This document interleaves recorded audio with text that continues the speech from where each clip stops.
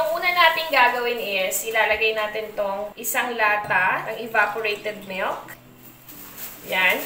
Tapos magdadagdag tayo dyan ng isang cup ng water.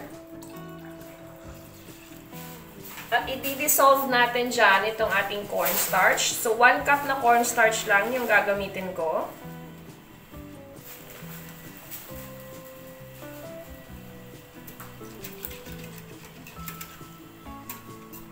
Ayan. So, pag completely dissolved na ang cornstarch, idagdag din natin dyan itong ating cocoa powder na mga 3/4 cup.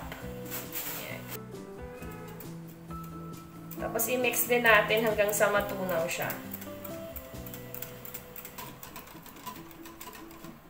Ayan. So, pag completely dissolved na yung cornstarch at saka yung ating cocoa powder, is iset aside muna natin to.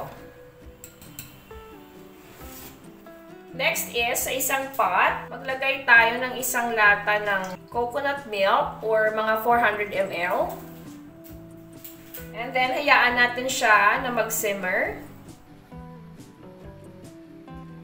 So, ayan. So, kung nakikita niyo, nag-umpisa na siyang mag-simmer or kumulo-kulo ng konti. Idagdag natin dyan itong isang lata din ng condensed milk.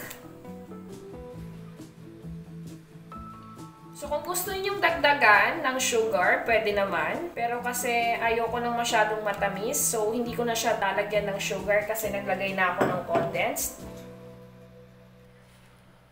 So, i-mix lang natin to.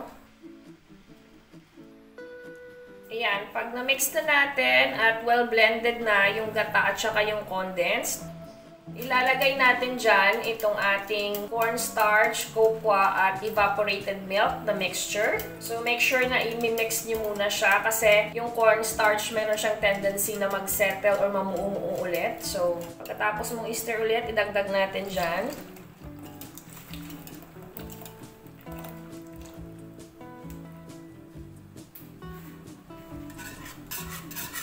I-mix natin again.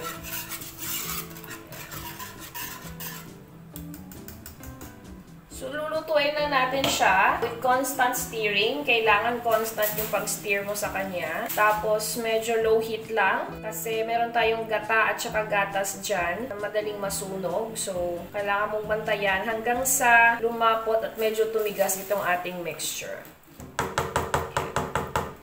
Ayan, so, ganito na yung magiging texture niya. Ito yung gusto nating texture ng maha natin. Tapos, inilagay ko na rin dyan yung ating sweet corn, yung corn kernels natin. Pag ganyan na siya, smooth, at medyo matigas, pwede na nating patayin yung apoy. Again, make sure na mahinang-mahina lang talaga yung apoy ninyo and constant yung paghalo. Okay? So, patayin na natin yung apoy.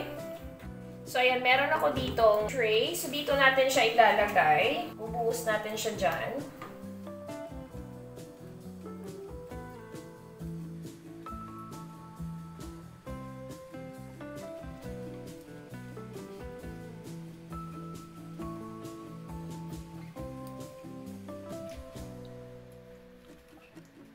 Ayan. So,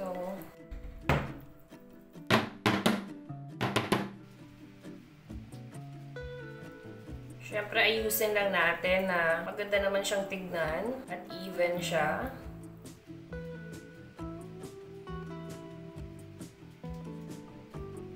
So, ang gagawin natin is, hayaan natin siya na mag-cool down. Pagkatapos, ilalagay natin sa ref at hayaan natin na tumigas siya. Saka tayo maglalagay kung anong gustong toppings na ilagay natin dyan. So, ayan. So, dahil nag-firm na siya, lalagyan muna natin siya ng konting style or konting toppings para naman maganda naman siyang tignan. So, pwede tayo magdagdag ng konting corn kernels dyan sa top niya. Spread out mo lang. Ganong karami. Konti lang naman. Yan. Tapos, meron tayo ditong cocoa powder. Spread lang natin sa taas. So, pwede naman kayong gumamit ng shredded na chocolates or hindi kaya is yung chocolate chips. So, ayan. So, eto na yung ating Choco Maha Blanca with mais. Again, remind ko lang ulit sa mga hindi pa nakapag-like and follow sa page natin, please like and follow. And make sure to get updated sa mga post namin sa page kasi mamimigay tayo this August ng mga cookware para sa ating mga followers at sa mga top fans natin. And of course, don't forget to like and share this video and comment kung ano masasabi niyo sa ating recipe for today. Again, maraming salamat sa pagsama sa akin today and see you on the next video. Bye guys! Slice na natin to.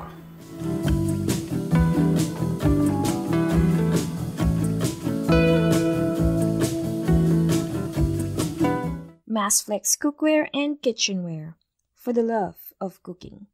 Click the link on the description for more information.